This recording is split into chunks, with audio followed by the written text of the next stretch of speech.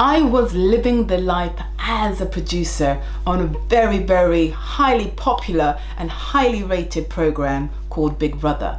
It was an amazing experience for me, but it did something that I'm sure a lot of people will identify with. It made me get into debt.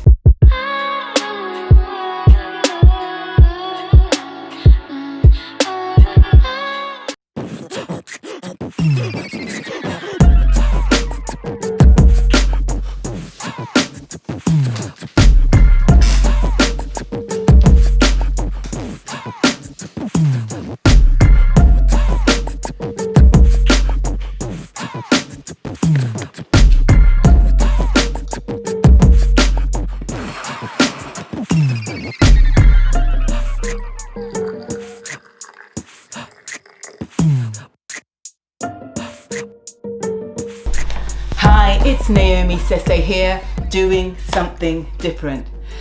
Today I'm going to talk to you about how I got out of debt. In fact, how I got out of a huge, humongous amount of debt, which amounted to around about 250 to 270,000 pounds. Yep, 270,000 pounds, thereabouts. Today I live in a 2.6 million house. I love it. Today I'm a keynote speaker, and today I have the most important asset that I think anyone can have, and that's time. I have time to create, and that's why I've started doing all these videos, and I have time to actually enjoy my life and to do something incredible. And I want to talk about the mindset of getting to that place, because it wasn't always like that. I was living the life as a producer on a very, very highly popular and highly rated program called Big Brother.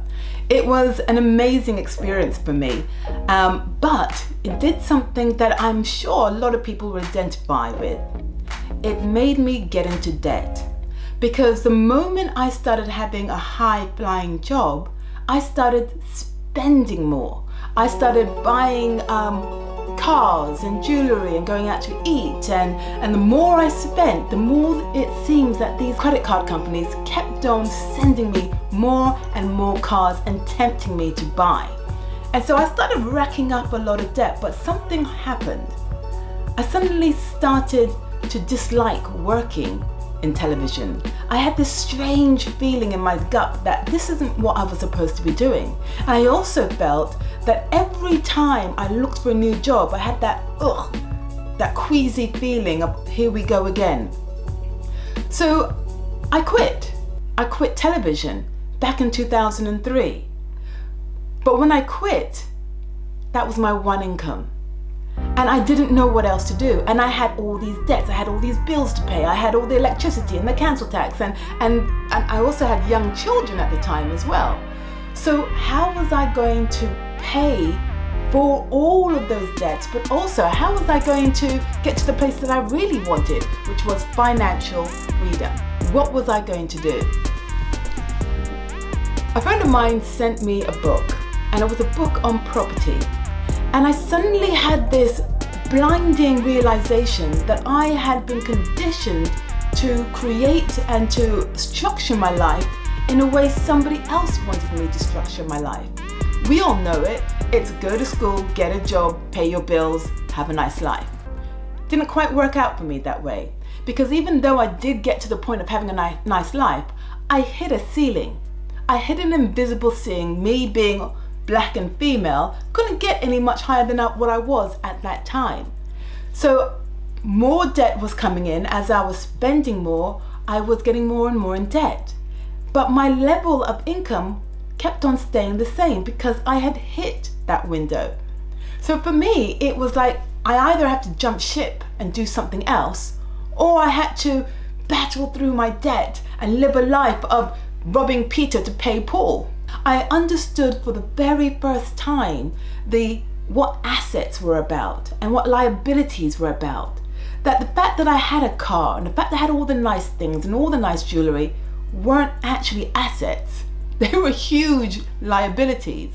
And the fact, even my home that I had a mortgage on, the mortgage was an actual liability. So I kept on thinking to myself, well, how do you get to financial freedom, and what does financial freedom actually mean? I need to know everything, who and the what and the where, I need everything. Trust me, I hear what you're saying, but act like it's new what you're telling me. I'm curious, George, I hop in the Porsche, it's 5 and a horse, I'm ready for war. It got to the point where I was being hounded by the credit companies. I was being told that I was defaulting. I was being told that I should pay this, otherwise they're going to take me to court. I'd hire and purchase that I couldn't keep up with. I was in such a mess and so stressed out that I didn't know what to do. And the only thing that I could do was either one, go back into television and work for somebody else, or two, figure out a way of how I can get out of debt. My way of getting out of debt was creating passive income streams. Now at the time, the biggest passive income stream that there was property. So I decided to get into property, but I didn't get into property without knowing how to get into property. I decided I needed the education to get into property before I started spending huge amounts of money, which I didn't have.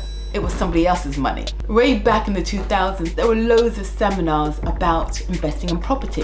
Some of them were scams, but some of them were really, really good. I happened to have gone to a really, really, really good one.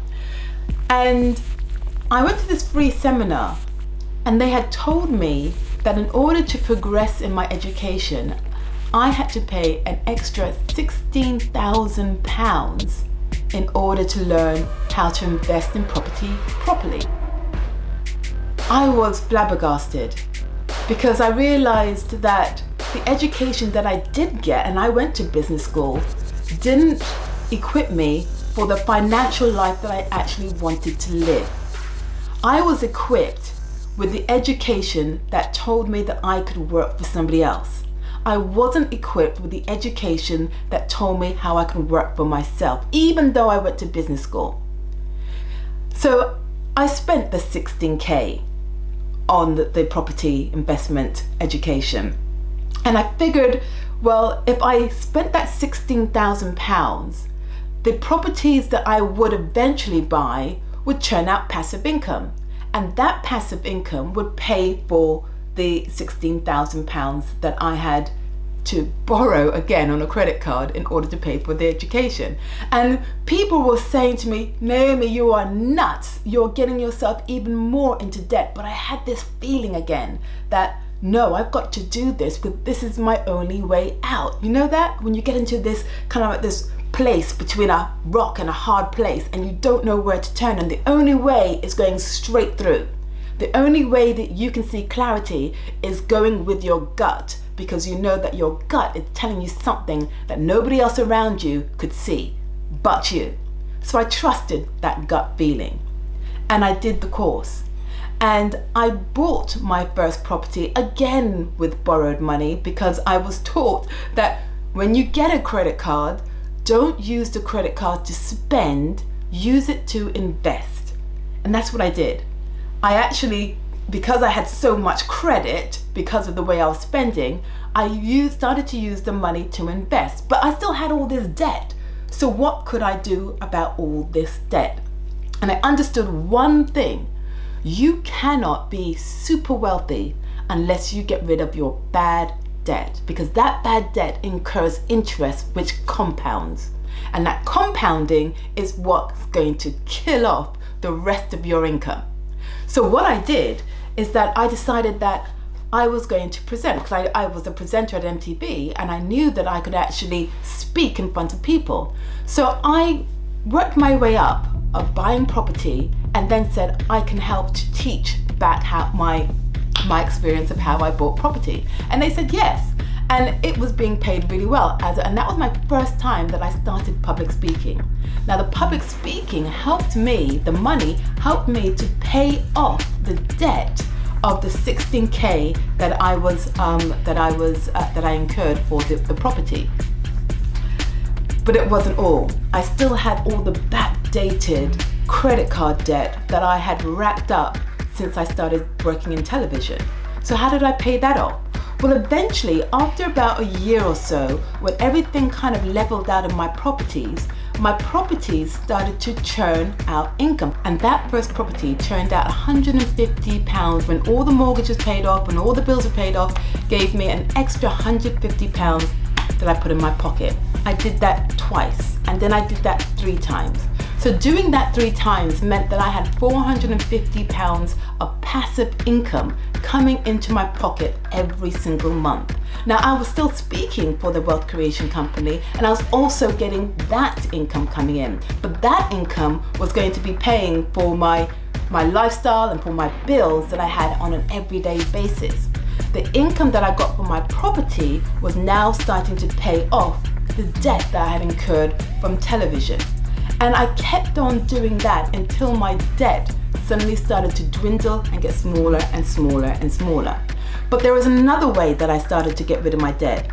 I looked at all my expenditure, and I found out that just by looking at my expenditure that I was spending a huge amount of coffee, because I am a coffee addict. I do love coffee, but I was spending loads of money outside, in Starbucks, in Costa, in loads of these fancy coffee places just to get coffee. And that wrapped up to around about £700 per year of just drinking somebody else's coffee.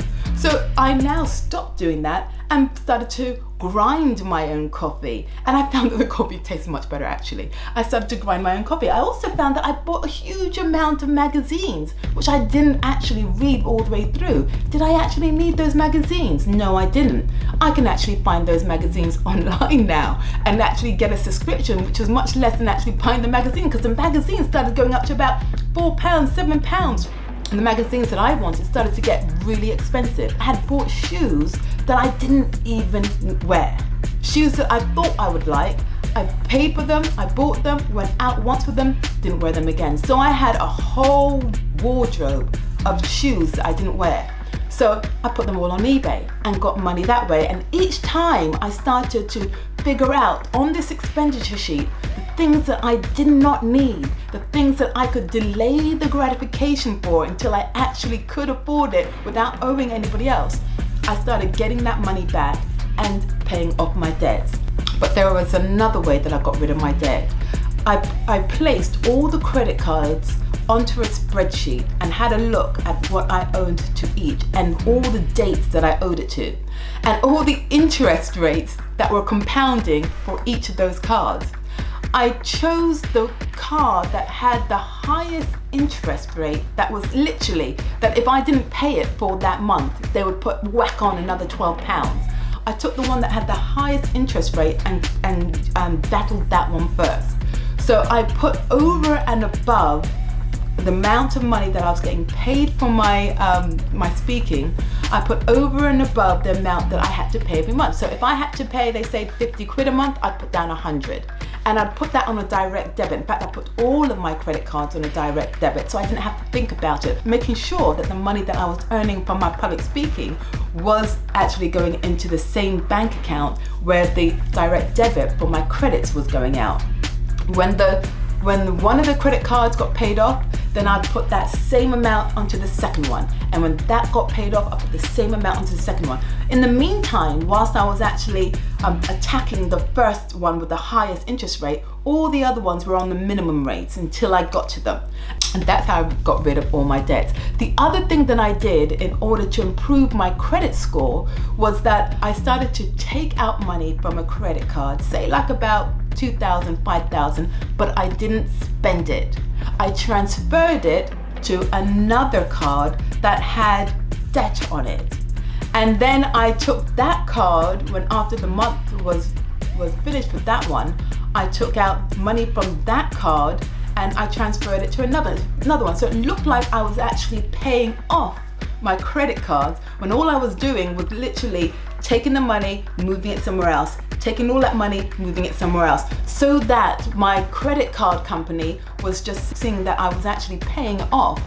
But actually what I was doing was that I was using somebody else's money to pay someone else off, until I got to a place where I would take that one credit card and I would pay it off with my public speaking income. So there was a whole lot of different strategies that I did in order to get rid of that debt. And there's one thing that I know for sure. If you don't get rid of your debt, you will always be beholden onto somebody else. It's like financial slavery, literally.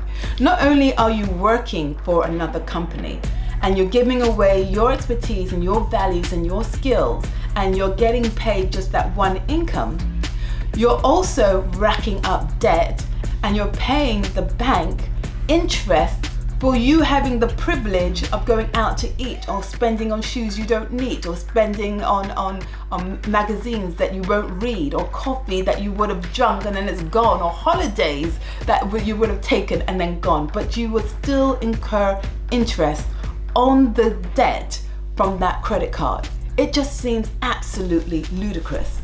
So here's what I would say for you to do. If you have got debt right now, don't hide them. A lot of us have this tendency to go, oh, there's a debt, I'll look at that later. Don't look at it later. Put it straight in front of your face, because you cannot tackle anything unless you know what it is you're tackling. So put it straight in your face. All your debts, put them on a spreadsheet and have a look at them dispassionately. They will bring up a lot of emotion. They will bring up a lot of feelings that makes you go, oh. But you're learning something. You're learning to take control of your finances. You're learning to take control of your future. And you're learning to take control of all the mindset that created that debt in the first place. If nothing else, in this next lockdown period, do something different. Create a different mindset for your debt and get rid of them, because next year, in 2021, when we've got a handle on this coronavirus, you're going to want to run towards financial freedom. Because believe me, there is going to be a wealth transfer that's coming on the horizon, and you want to be ready for it. If you like this video, please subscribe, comment and like below, and I'll see you in the next video.